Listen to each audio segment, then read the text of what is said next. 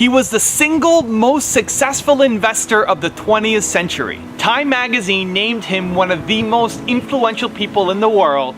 He's worth over $70 billion. He's Warren Buffett, and here are his top 10 rules for success.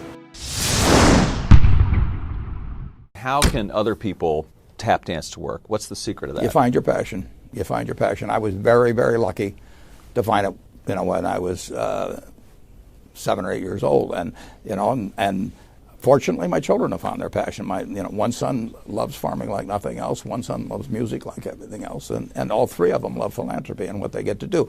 You're lucky in life when you find it, and you can't guarantee you're going to find it in your first job out. But I always tell the college students that come out, I say, take the job that you would take if you were independently wealthy. You're going to do well at it. If you think you're going to be a lot happier if you've got 2X instead of X, you're probably making a mistake. I mean, you ought to find something you like that works with that, and you'll get in trouble if you think that making 10X or 20X is the answer to everything in life, because then you will do things like borrow money when you shouldn't, or maybe cut corners on things that your employer wants you to cut corners on. Or it just doesn't make any sense. You won't like it when you look back on it. 3 things in hiring people: look for integrity, intelligence, and energy. And he said if the person didn't have the first 2, that the latter 2 would kill them, because if they don't have integrity, you want them dumb and lazy. You don't want them smart and energetic. It never bothered me if people disagreed with what I thought, as long as I felt I knew the facts. I mean, there's a whole bunch of things I don't know a thing about. I just stay away from those. So I stay within what I call my circle of competence.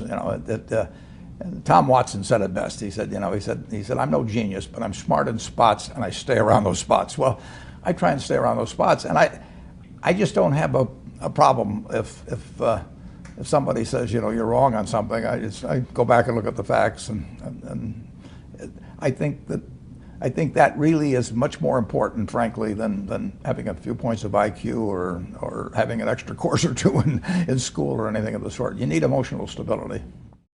I just read and read and read. I probably read 5 to 6 hours a day. I don't read as fast now as when I was younger, but I read 5 daily newspapers. I read a fair number of magazines. I read 10Ks. I read annual reports, and I read a lot of other things too. So I've always enjoyed reading. I love reading biographies. Famous lesson about a margin of safety, that you don't drive a truck that weighs 9,900 pounds across a bridge that says limit 10,000 pounds, because you can't be that sure about it. If you see something like that, you go down a little further down the road and you find one that says limit 20,000 pounds, and that's the one you drive across. The nature of capitalism is that people want to come in and take your castle. It's perfectly understandable. I mean, if I'm selling television sets or something, there's going to be 10 other people that are going to try and sell a better television set. If I have a restaurant here in Omaha, people are going to try and copy my menu and give more parking and take my chef and so on. So capitalism's all about somebody coming and trying to take the castle. Now, what you need is a castle that has some durable competitive advantage, some castle that has a moat around it. And that moat, one of the best moats in many respects, is to be a low-cost producer. But sometimes the moat is just having more talent. I mean, if you're the heavyweight champion of the world and you keep knocking out people, you've got a competitive advantage as long as you can keep doing it. And it's very profitable if you're the one that happens to be able to do it. If you can turn out great motion pictures, I mean, Steven Spielberg, I mean, he's a fellow to bet on, and it has enormous economic value.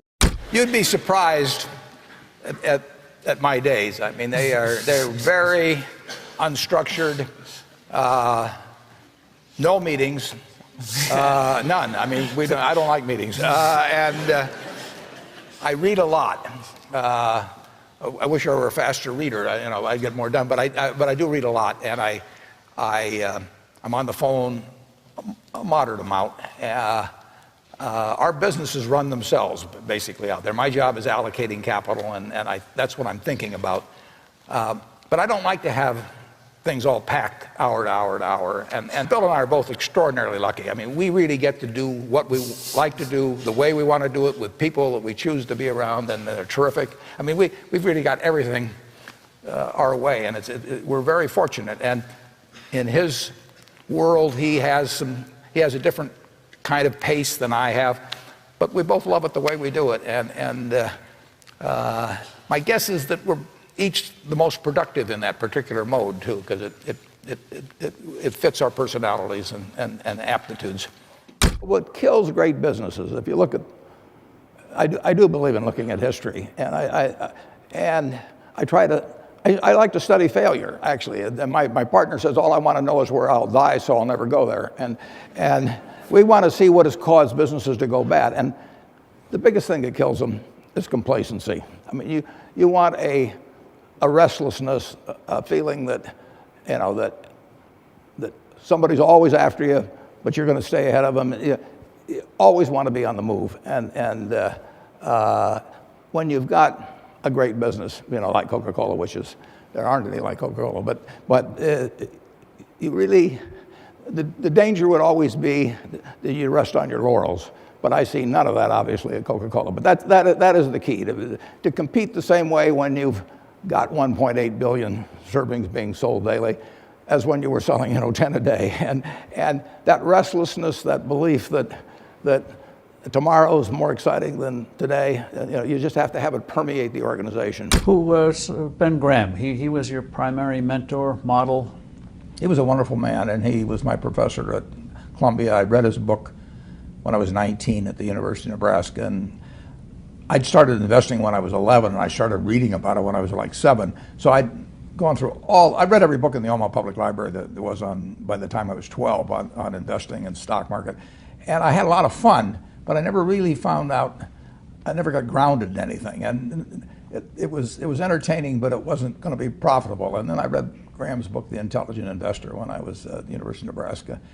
And that just opened the whole thing up to me. Yeah, and I named my oldest son is named Howard after my dad, Graham Buffett, and he was a marvelous man. Never expected anything from me in return. Ben Graham, in his low teens, looked around and he looked at the people he admired, and he said, I want to be admired, so why don't I just behave like them? And he found there was nothing impossible about behaving like them.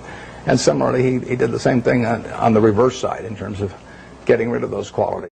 You have given a lot of fabulous advice, but what's the best advice that you've ever received?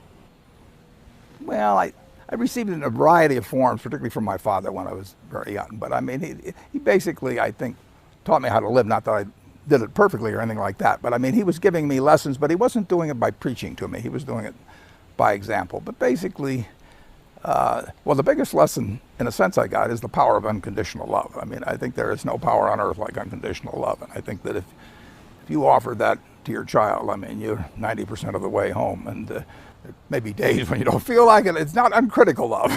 That's a different animal. But to know you always can come back, I mean, that is huge in life. That takes you a long, long way. And I would say that every parent out there that can extend that to their child at a very young age, it's going to make for a better human being. And you felt like you got that kind of unconditional love from your dad? I absolutely did, yeah.